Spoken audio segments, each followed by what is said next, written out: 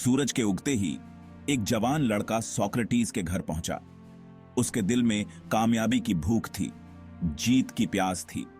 उसे अपनी ज्ञानी निगाहों से देखते हुए सोक्रेटिस ने पूछा, so you want to know the secret of life? Are you seeking the path to success? लड़के ने हां में सर हिलाया। उसकी आंखों में आशा की चमक साफ दिख रही थी। सोक्रेटिस ने उसे एक शांत मुस्कान दी और कहा, कम विथ मी। साथ में वे चलते रहे जब तक उन्हें एक नदी का किनारा नहीं मिल गया। नदी शांत थी, उसकी सतह सूरज की किरणों से झिलमिला रही थी। लड़के ने सोचा, शायद यहां कोई प्राचीन रहस्य छुपा है। हो सकता है कामयाबी का मंत्र इस पानी में छिपा हो। उसके विचारों को भांपते हुए सोक्रेटिस ने उसे नदी में उतरने का इशारा किया। ठंडे पानी ने लड़के को जकड़ लिया, लेकिन सोक्रेटिस के मजबूत हाथों ने उसे आगे बढ़ने के लिए मजबूर कर दिया। डर के साए तले लड़के को एहसास हुआ कि उसकी सांसें फूल रही हैं। उसका सीना दर्द से भर गया और उसका शरीर ऑक्सीजन के लिए तरस रहा था।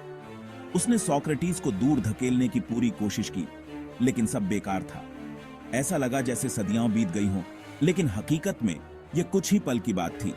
फिर जब उसे लगा कि अब वह मर जाएगा, सोक्रेटिस ने उसे पानी से बाहर निकाल लिया।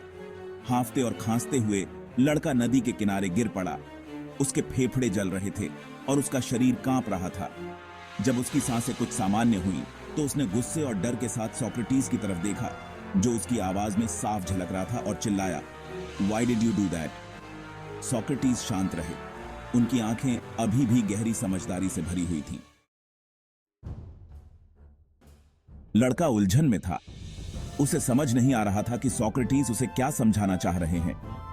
सोक्रेटिस ने समझाया, Just as you were desperately gasping for a breath of air while submerged in water, you must desire your goals, live your dreams with the same intensity. उन्होंने आगे कहा, Success is not the result of a day's work.